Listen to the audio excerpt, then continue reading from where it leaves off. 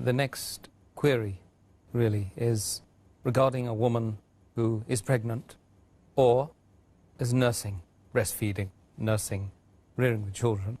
Why are they exempted?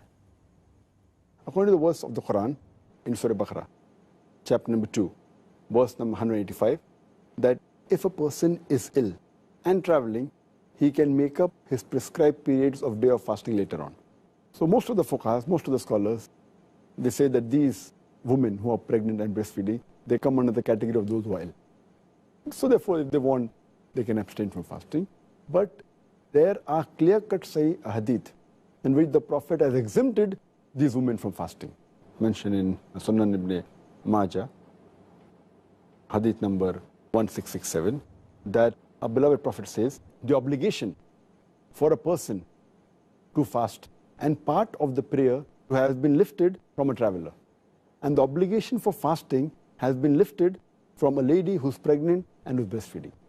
Our beloved Prophet ﷺ also said, it's mentioned in Sunan Nisa'i, in the book of fasting, hadith number 2274, that Allah subhanahu wa ta'ala has relieved the traveler from fasting and half his prayer, and Allah subhanahu wa ta'ala has relieved the pregnant woman and the woman who's breastfeeding from fasting. So based on these two hadith also, it's clear-cut that the pregnant woman and the women who are breastfeeding, they have been exempted. And the logical reason that one can think is because when a lady, she's pregnant or she's breastfeeding, the food she eats is not only for herself, it's for herself as well as the baby she's carrying or the baby she's feeding. So but natural, if her fasting makes it difficult for her or becomes difficult for a baby, then she's exempted from fasting.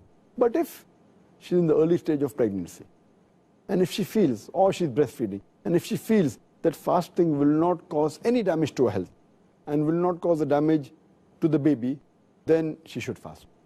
If she has a doubt, if she can do it with hardship, as long as there's no damage to herself, to her health, and the baby, she has the option to fast, not to fast. But if it's causing damage to her health or the baby, it becomes haram for her to fast.